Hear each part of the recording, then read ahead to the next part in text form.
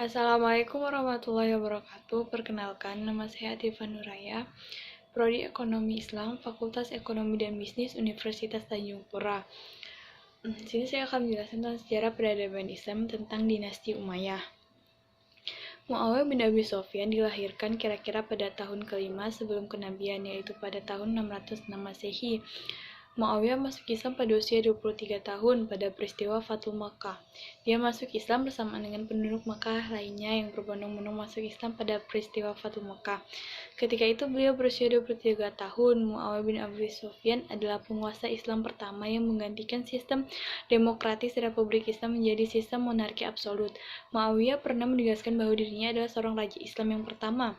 Muawiyah meniru gaya kepemimpinan raja-raja Persia dan Romawi berupa peralihan kekuasaan kepada anak-anaknya secara turun-temurun.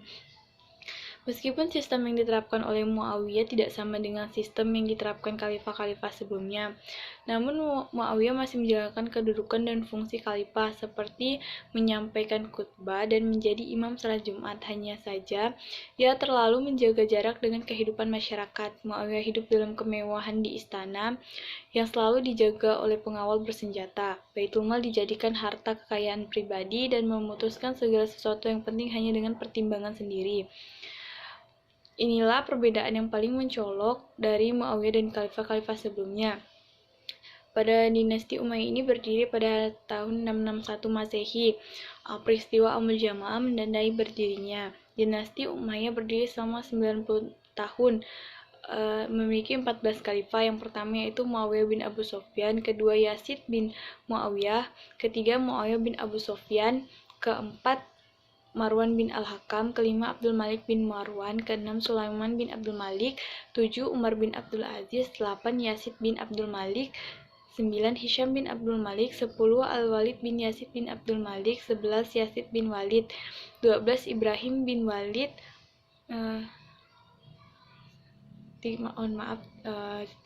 Ibrahim bin Walid, 14 Marwan bin Muhammad. Di sini saya akan hanya menjelaskan tentang kekhalifahan yang memiliki kejayaan, yaitu yang pertama yaitu Muawiyah bin Abu Sofyan dari 40 sampai 60 Hijriah, 660 sampai 680 Masehi. Masa pemerintahan Muawiyah adalah yang paling cemerlang di antara masa-masa khalifah Islamiyah seluruhnya, di mana keamanan dalam negeri begitu baik, segala sikap permusuhan terhadap Muawiyah telah dibasmi. Masa pemerintahannya adalah masa kemakmuran dan kekayaan yang berlimpah, begitu pula tentang hubungan luar negeri.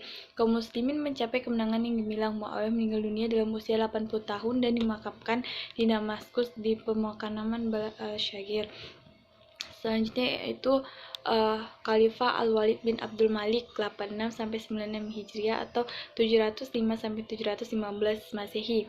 Ketika Abdul Malik bin Marwan meninggal dunia pada tahun 86 Hijriah, lalu putranya Al-Walid naik tahta menjadi khalifah. Al-Walid adalah seorang yang suka damai dan menginginkan perbaikan-perbaikan. Ya justru Abdul Malik membangun suatu gedung yang besar, lalu datanglah Al-Walid, maka dihiasinya gedung itu, diperintah dan diperluaskannya. Perbaikan-perbaikan dalam negeri terus ia tingkatkan. Antara lain ia telah mengumpulkan anak-anak yatim, diberinya jaminan hidup dan disediakannya para pendidik untuk mereka. Begitu pula untuk orang yang cacat disediakannya pelayan-pelayan khusus, dan untuk orang buta disediakan pula para penuntun. Orang-orang itu semua digaji dengan teratur. Al-Walid mencurahkan perhatiannya terhadap kemakmuran rakyat.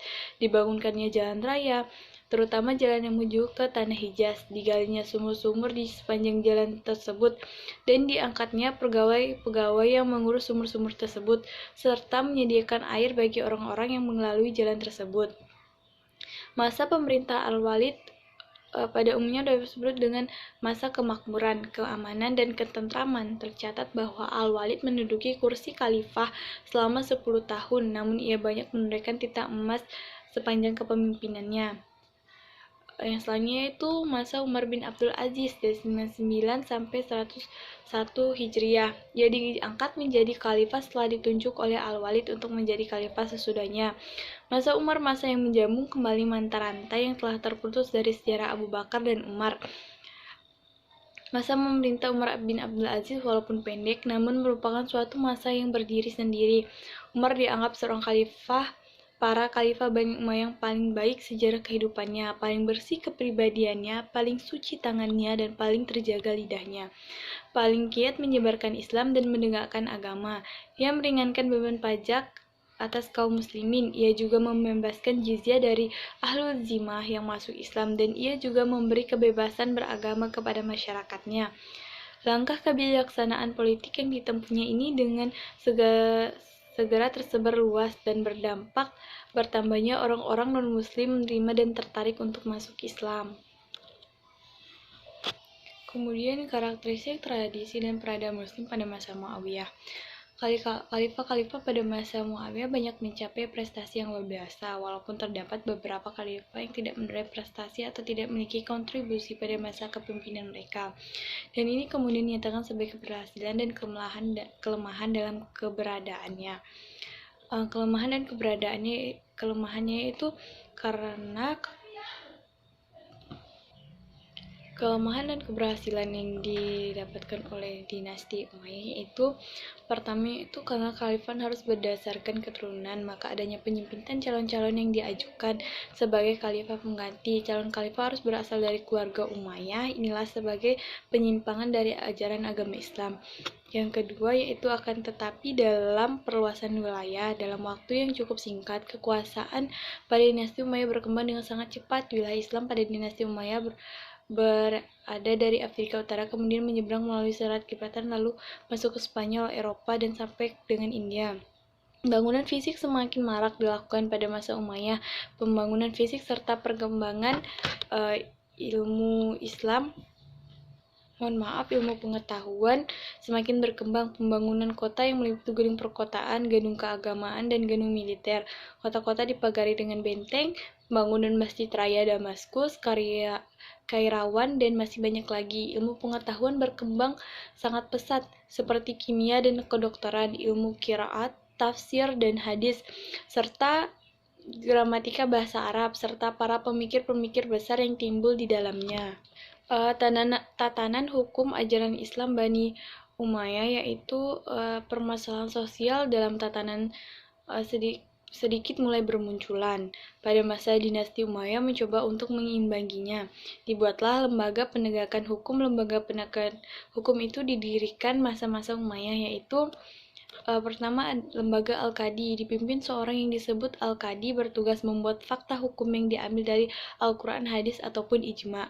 Yang kedua Hizbah, kekuasaan hakim Qadi dibagi di antara dirinya dengan Al-Mutahib dan Hakim Al-Qadi Al-Mazalim. Dengan demikian tugas seorang hakim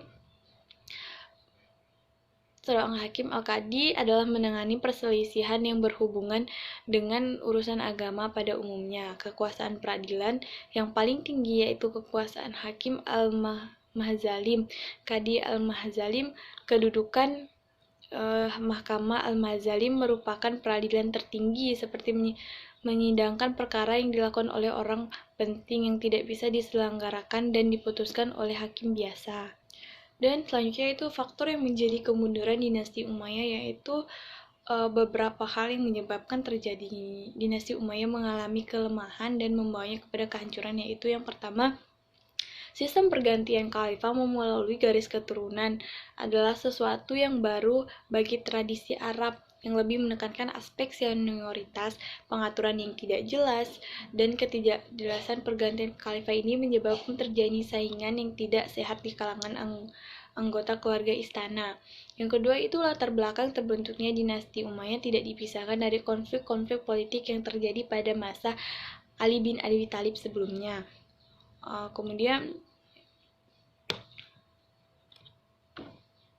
Kemudian lemahnya pemerintahan Bani Umayyah juga disebabkan oleh sikap hidup mewah di lingkaran istana, sehingga anak-anak khalifah tidak sanggup memikul beban berat kenegaraan tatkala mereka mewarisi kekuasaan.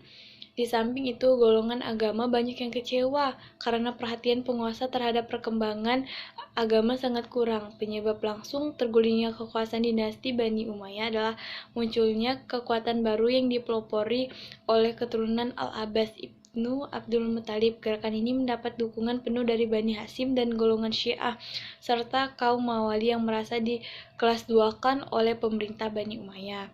Itu sekian dari saya. Terima kasih. Wassalamualaikum warahmatullahi wabarakatuh.